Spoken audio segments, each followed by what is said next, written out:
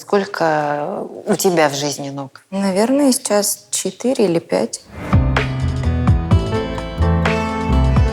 Лечиться от депрессии таким образом я бы не советовала. Но, конечно, это была какая-то невероятная встряска. Какой высоты у тебя каблук? Здесь, наверное, сантиметров 9. Мы в свою жизнь притягиваем именно то, что чувствуем. Отношения, мне кажется, в принципе, не должны быть какой-то единственной самоцелью. Мне просто в какой-то момент очень страшно стало терять время. И я поняла, что нужно попробовать здесь сейчас.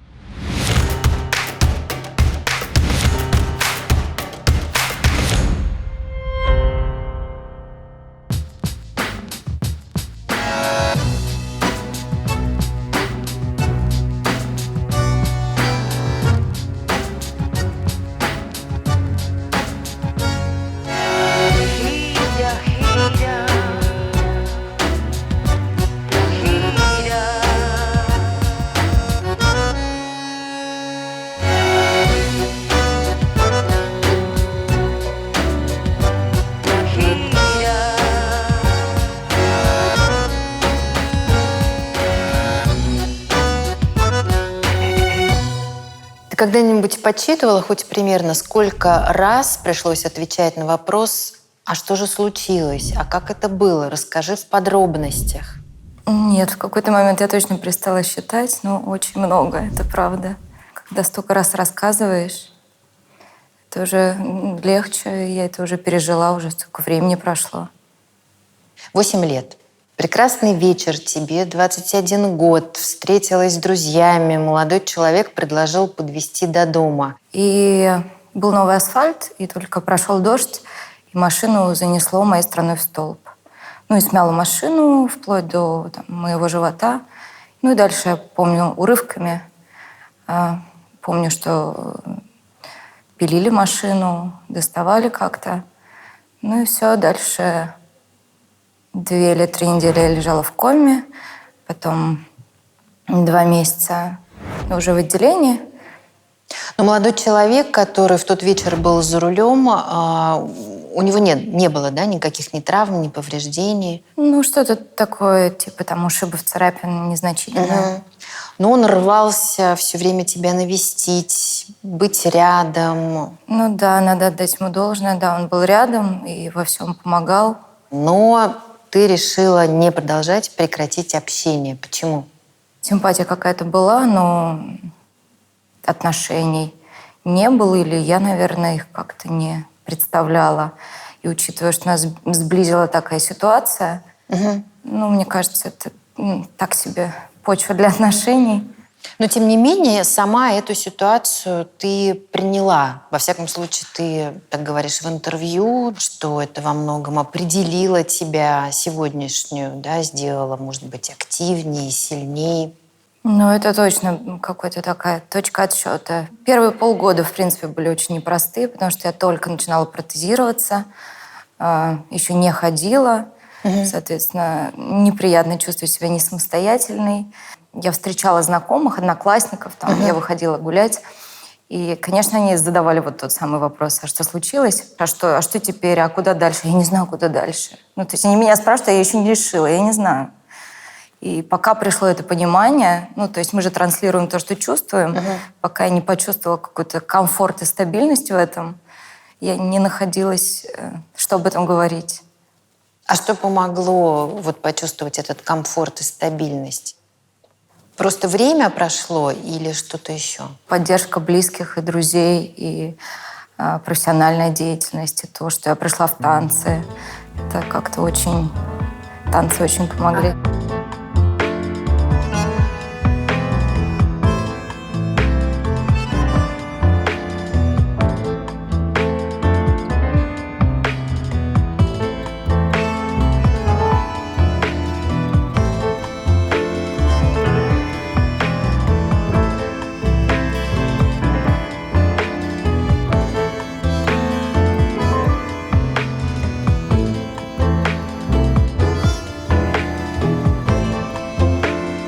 Как давно вы пара? 1,5 года где-то, может, уже чуть больше. Занимаетесь вы танцами Больше или только 1,5 года? Ну, занимаюсь. 2 года, получается, 2 Саша. года. Да, даже чуть больше. Ну, это такой результат не слабый за 2 года. Раньше никакой хореографии за плечами не было. То есть Ну, вот до с травмы нуля. я ничем вообще не занималась танцевальным. Ну вот пришла в фонд чуть раньше, чем открыла для себя аргентинское танго. Здесь начала танцевать.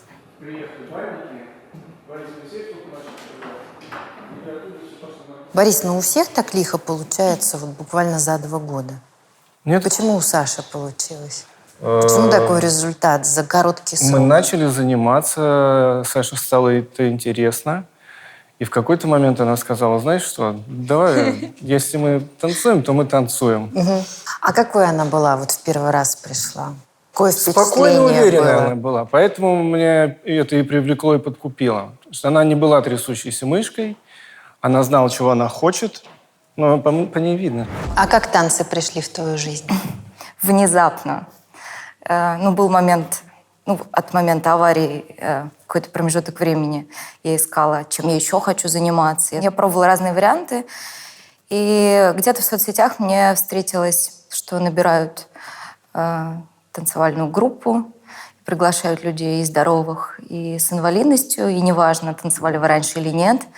И как-то что-то внутри щелкнуло, потому что я уже начала ходить, но я ходила с тростью, я прихрамывала, и я понимала, что я не чувствую себя физически комфортно, как раньше, и с этим надо что-то делать.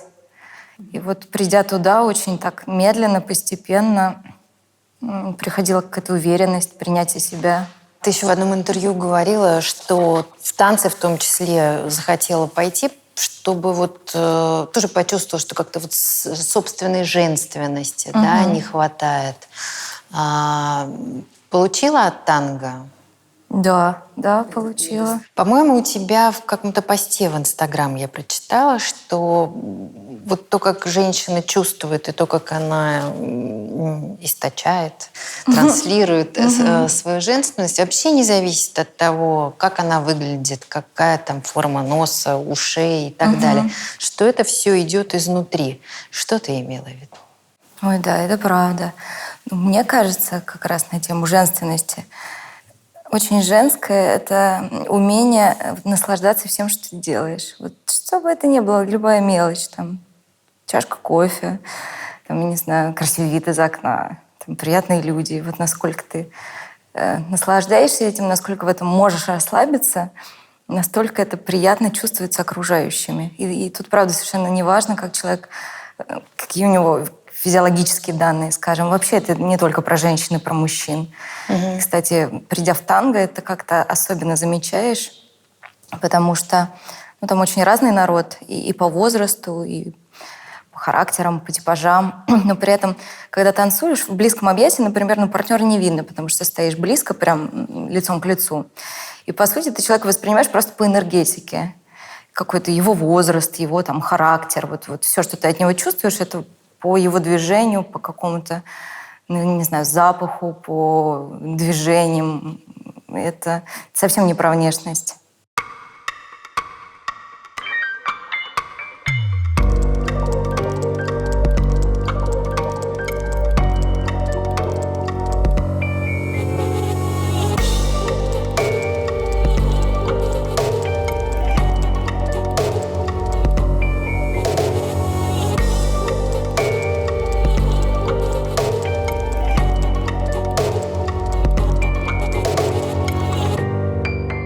Какой высоты у тебя каблук? Наверное, сантиметров 9. Немало, но это твоя ежедневная обувь? Ну, и к каблукам я только пришла, скажем так. Я сделала новый протез, где стопу возможно поменять угол для каблука, для разной обуви. И вот месяц где-то я хожу спустя 8 лет впервые на каблуках. Многие скажут, и сейчас еще такая тенденция в моде, да, тенденция к удобству. Многие мужчины скажут, зачем каблуки, это же неудобно. Зачем каблуки? Ну, до этого, надо отметить, я ходила 8 лет, и я не чувствовала какой-то прям нехватки, что мне обязательно нужны каблуки. Но когда они появились, когда я их надела, я поняла, что это прям какое-то другое чувство. Ты стоишь, как-то по-другому себя держишь, как-то иначе ноги себя чувствуют. И это прям другое ощущение. Но все же девочки, наверное, замечали, как одежда, какой-то образ сказывается на настроении, на подаче. А танцуешь ты и на обуви без каблука, и с каблуком? Да, я только начала танцевать на каблуках, и пока я привыкаю, если честно. Это прям другое ощущение, и тело работает по-другому. Ты сказала, у меня несколько ног. Ты называешь так, да, набор протезов. Сколько у тебя в жизни ног? Наверное, сейчас 4 или 5. То есть, они Для же... танцев? Для ходьбы? Те, в которых я хожу на постоянной основе, их 3. Купальный, вот этот новый, и тот, в котором я танцую в кроссовках, он самый удобный, и этот. То есть в отпуск ты с собой берешь чемодан нарядов. Чемодан ног. Да. Месяц назад ты встала на каблуки и пошла... Сколько пар обуви себе сразу купила? 3. Пока 3. Я, решила не разгоняться. Ты поменяла гардероб. Угу. Что такое? Что сподвигло? Это танго, это все. Танго. Да, злополучное танго. От чего отказалась, к чему пришла? Выкинула просто какие-то, перебрала гардероб, старые вещи. А из нового появилось какое-то более женственное, еще платье, много боди, каких-то юбок. То, в чем я танцую, как-то перекочевало в мою обычную жизнь. Потому что это удобно, и мне красиво в этом. Я поняла, что можно и не переодеваться иногда. Ты сейчас и преподаешь, Да. танцы. И для людей с инвалидностью, и для людей без инвалидности. Наверное, сначала люди приходят, немножко стесняются, зажимаются. Как можно помочь им? Самое досадное, что люди стесняются иногда даже прийти. Хотя, как показывает практика, придя, нравится 95%. Раз, два, 3, 4, 5. Я думаю, выстави меня сейчас на танцпол и заставь подвигаться на глазах у всех. Я бы тоже превратилась в комок комплексов. Что мешает-то нам расслабиться? Наверное, это какой-то... Каждый создает какой-то образ, то, как он себя видит, как он себя транслирует. Это не только про одежду, не только про парфюм или какие-то фразы, но это в целом какой-то... Я такой. Оказываюсь, наверное, в такой необычной для себя ситуации, в той деятельности, которой раньше никогда не было. Человек не знает, как повернуться, может, так надо, а может, не надо, и все боятся осуждения. Но мы же коллективные, нам важно, что окружающие, к сожалению, думают.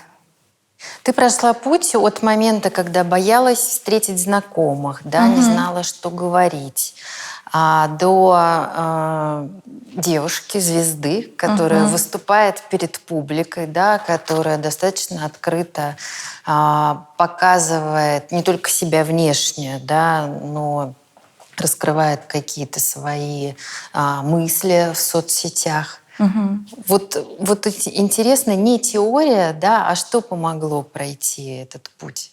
Не знаю, мне просто в какой-то момент очень страшно стало терять время. Я период реабилитации просидела дома одна. Ты замкнут со своими мыслями. И, конечно, я передумала уже обо всем. Представила свою жизнь вообще с разных углов. Что можно поменять, как теперь, как одеваться, как работать, как до метро добираться, как встречаться с друзьями. Мне стало страшно, что нужное время не приходит, время только уходит. И я поняла, что нужно попробовать здесь сейчас. И никакого завтра. Если что-то хочется, нужно постараться делать это сегодня.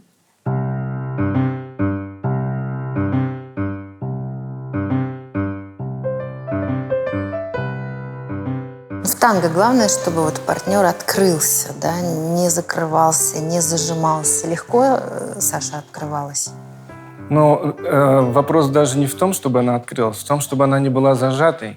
И в отличие от многих девочек, от учениц, с которыми я давно работаю, у меня этого не было. Бывает часто, что придет, на руках повиснет, волнуется. Но у Саши этого не было. Может быть, она не слишком эмоциональна была, но страха никакого не было. Почему не было страха? Почему не было волнения? Не знаю, вообще эта история... Ну, это такая не случайная случайность, как мы вообще начали работать. Мы с художественным руководителем фонда пришли 1,5 года назад, после праздников новогодних, попробовать новое направление. Пришли в танго-школу и случайно на первый попавшийся урок записались. И этот урок вел Борис с его партнершей там в школе. И Борис, получается, стал работать в фонде «Преодолейка». Она меня забрала из той танго-школы, можно То сказать. есть решение Александры заняться танцами еще закрутило, завертело, судьбу других людей поменяло, правильно? Ну, получается, Ну, что да, так. можно это- Ты говоришь, что травма никак не повлияла на отношения с мужчинами. Что как ходили хороводами вокруг тебя, так и ходят. Только всяких сумасшедших теперь легче отсекать. Сумасшедшие, которым, в принципе, и интересны исключительно девушки, скажем, с ампутациями. А, или с ты какими-то... этих нет. В целом люди, которые не готовы реагировать адекватно на чужую непохожесть, которые не готовы принимать других людей, и себя не готовы принимать, исходя из этого. Но протез действительно не мешает тебе строить личную жизнь. Нет.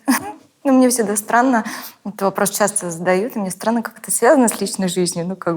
Я тебе объясню, почему я его задаю. Потому что 10 из 9 женщин мы сейчас спросим, у которых, допустим, есть проблемы по поиску партнера. Они тебе назовут 150 причин, которые, по их мнению, мешают им построить личную жизнь. В виде там уши немного лопоухие, или там нос не того размера, и ноги не той длины. Но ноги-то у них есть. Но это про то, что они о себе думают. И это же вообще не про внешность. И если не складывается, бывает, что, наверное, не попадается подходящий человек или там другие приоритеты на какой-то период. Или не хочется, или просто нужно одной побыть иногда. То есть отношения, мне кажется, в принципе, не должны быть какой-то такой единственной самоцелью. У меня так просто никогда не было. То есть не было на первом месте личная жизнь, поиск, как ты сказала, подходящего человека. До травмы, наверное, было. Но там, в принципе, был такой период каких-то первых отношений. Это было новое, интересно, и на это был фокус внимания. Я одна не оставалась вообще. То есть одни заканчивались, и как-то сразу быстро начинались другие. И в этом как-то растворяешься, на это слишком много внимания тратишь, сил. А это был тот период, когда я нужна была сама себе. То есть я не могла чем-то поделиться с другим человеком, что-то ему дать или чем-то ответить, потому что мне нужно было как-то стабилизировать свою ситуацию. А сейчас какой у тебя период? Сейчас мое сердце свободно.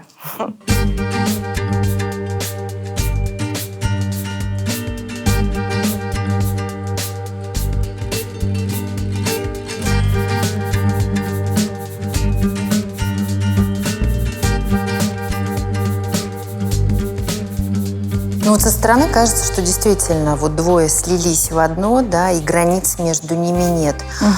А как при этом удержать дистанцию или что? Танец заканчивается, При и этом, все? Мы партнеры, мы коллеги. Мы можем быть вообще незнакомы.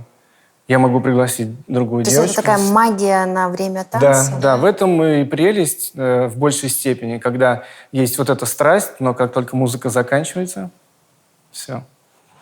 То есть танго учит открываться, пусть даже и чужому человеку. Мы все Хоть друг на другу не время, чужие. Да, быть собой. Что вы имеете в виду? Если я приглашаю человека, я вижу, что у нас будет контакт, и если мы чужие, то взаимодействия не получится. Но настоящие эмоции и переживания можно пережить только если ты стараешься открыться, стараешься почувствовать другого человека, уважаешь его баланс, но и при этом сам уверенно стоишь на ногах. Какая Саша партнерша? Красивая. Это очевидно. Расскажите нам то, что мы не знаем. Но мне кажется, все видно. Когда человек танцует, ему можно вопросов не задавать. Всегда видно, что человек испытывает, когда он двигается. Он может словами обмануть, но когда он двигается, уже никакого обмана нет. То есть тело Грациозная, внимательная, Продолжай. Ну, какой вы себя чувствуете в танце? Я себя чувствую настоящей в танце, и это очень здорово. Потому что в целом, изначально, не знаю, насколько это чувствовалось в паре, это довольно тяжело и страшно быть собой с другим, тем более незнакомым человеком. Ну, то есть ты понимаешь, что ты, да, как Борис сказал, можешь соврать глазами, словами, а физически телом ты не соврешь. И если некомфортно, и ты где-то зажался, это будет очень чувствоваться. И тут ты понимаешь, что про тебя все понятно, но это возможность быть собой.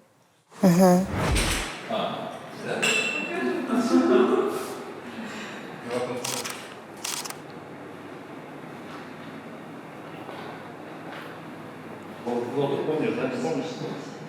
Ну, смотри, дилемма, но потом опять нужно обвинять, что это... Да.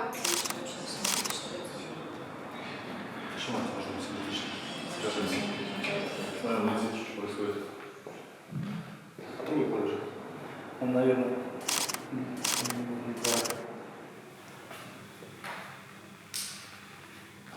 Ну, ты говорила, что накануне аварии ты была, не такой непростой был период, ты была практически в состоянии депрессии. Да, я просто потерялась, наверное, и поскольку я не понимала, что со мной происходит, я даже не могла попросить о помощи. Ну, то есть ты понимаешь, что что-то не то, но вот что с этим сделать, и какого-то мудрого человека рядом, который мог бы посоветовать, не оказалось. А родители? Нет, ну родители, конечно, всегда были рядом, но просто, наверное, я как-то... Ну, рядом с родителями я улыбалась, делала вид, что все хорошо, мне не хотелось их как-то расстраивать или напрягать. Мне показалось, или вот в одном из своих рассуждений, по-моему, в том же Инстаграме, ты как-то даже связала эти события, что накануне аварии ты была в состоянии депрессии, и не просто так события развивались тем образом, которым мы знаем. Что ты имела в виду? Мне, да, кажется, что в целом, в любом случае, мы в свою жизнь притягиваем именно то, что чувствуем. Именно то, как мы себя чувствуем. Потому что я смотрю на истории других ребят, у кого были травмы, и это почти у каждого был какой-то очень непростой период в жизни. Чем плоха депрессия? Это же не просто слово, многие как-то это обесценивают. Это нежелание жить и неспособность это делать. Это в целом отсутствие желаний каких-либо. И вот мне уже в этот момент было настолько все равно, что со мной происходит. Мне было как-то... я старалась продолжать, я все равно общалась с людьми, может быть, кто-то даже и не замечал, что что-то не так. Но внутри я чувствовала какую-то такую вот сплошную пустоту, какой-то тупик, и куда дальше, а нужно ли вообще дальше? После того, что случилось, ценность жизни вернулась, повысилась? Да, конечно. Да, конечно, лечиться от депрессии таким образом я бы не советовала. Но, конечно, это была какая-то невероятная встряска, Но в любом случае, после таких событий, мне кажется, люди не остаются прежними. Все равно внутри что-то меняется. Это вот как-то... Это нельзя развидеть. То есть ты уже там был, и это уже есть внутри. И нельзя сделать вид, что все так... А что поменялось в тебе, кроме желания, как ты сказала, не терять зря время? Что еще? Это сложно сказать. Это какое-то... Что ты сама в себе наблюдаешь?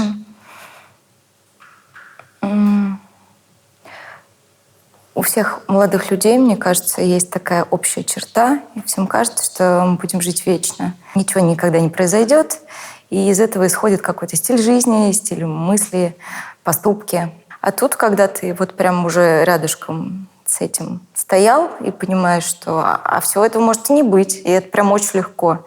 Прям вот один какой-то неосознанный шаг, и все. И вот это ощущение, оно как-то прям монументально осело внутри. У меня аж мурашки по коже. По сути, это действительно так. Мы не знаем, что через час произойдет. И как вот жизнь это может осознание. измениться. То есть если просто об этом говоришь, но никогда не сталкивался или не чувствовал, это остаются просто слова. Как в принципе, кто-то дает какие-то советы, о чем-то тебе говорит, ты думаешь, да, так-то все понятно вроде. А потом в ходе жизни складываются какие-то ситуации, ты понимаешь, мне же об этом говорили. Почему я вообще не смотрела, не слушала? И вот пока это как-то внутрь не попадет, не проживешь это это так не ну, но прожив, это уже остается.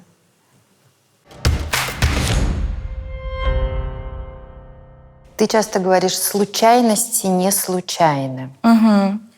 Такое ощущение, что ты вот наблюдаешь все время в своей жизни какие-то как магические совпадения, да, но такое ощущение, что они были заранее кем-то продуманы, спланированы.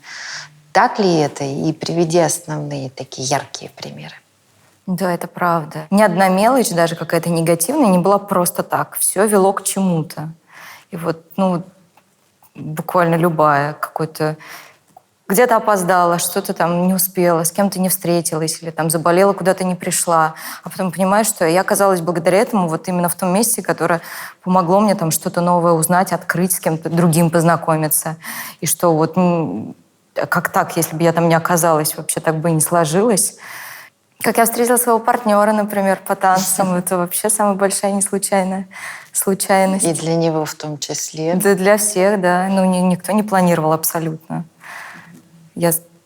Сказать мне там лет 5-6 назад, что я буду профессионально так активно заниматься танцами, жить этим, я бы не поверила. Я бы сказала, вы что? Я вообще в танцы пришла, чтобы не хромать. Так-то всего лишь.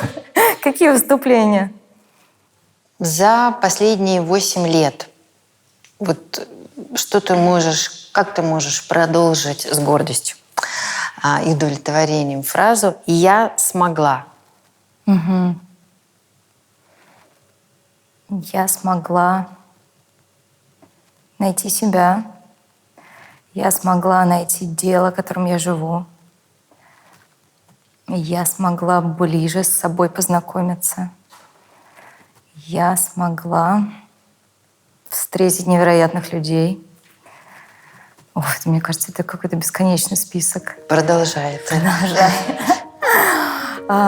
Я смогла поменять свой гардероб. Я смогла